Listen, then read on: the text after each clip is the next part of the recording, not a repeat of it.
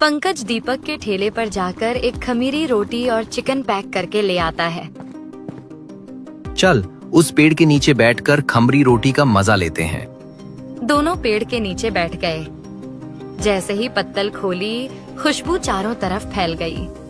पंकज बोला, वाह भाई, खुशबू तो कमाल की है। दोनों ने पहला निवाला लिया। पंकज का दिल खुश हो गया। सच कहूँ तो स्वाद गजब का है।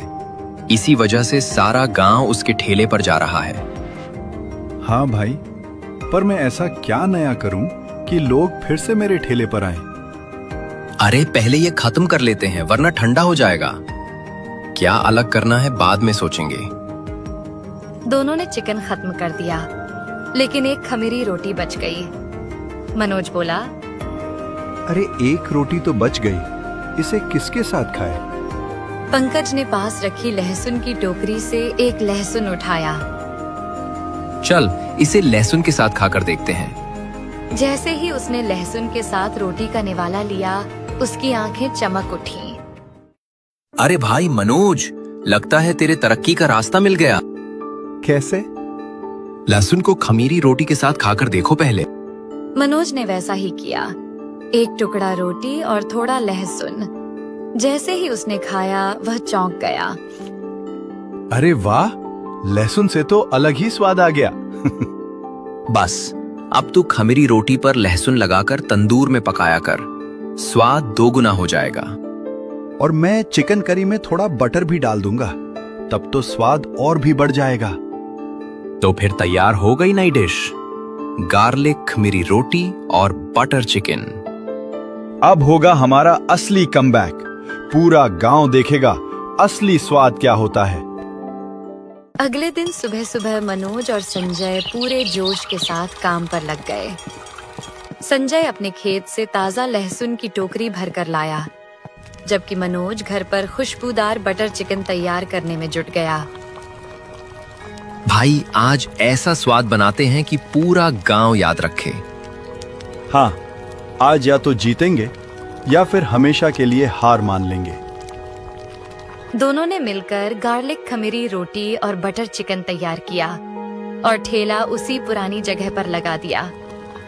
उस पर बड़े बोर्ड पर लिखा था, 40 रुपए की गार्लिक खमीरी रोटी और बटर चिकन।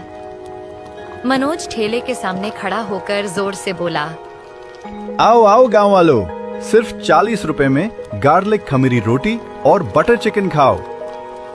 ये सुनकर दो गांव वाले पास आए।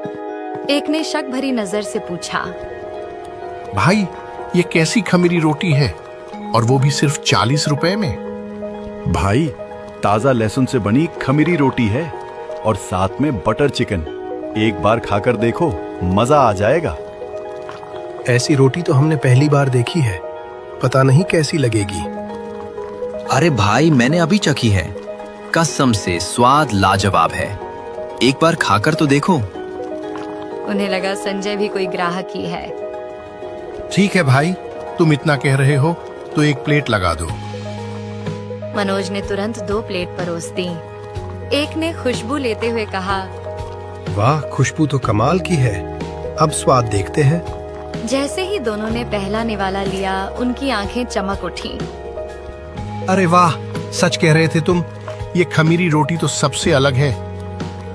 उनकी बातें सुनकर और लोग भी आने लगे।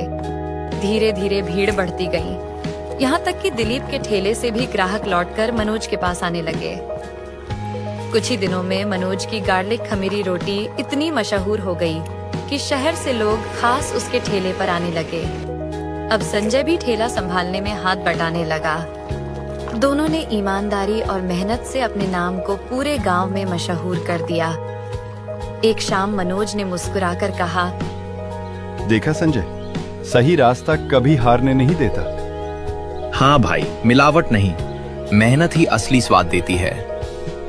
और इसी तरह मेहनत और सच्चाई के दम पर दोनों ने अपने परिवार के साथ सुखी जीवन जीना शुरू किया। और इसी तरह कहानी का अंत यही होता है।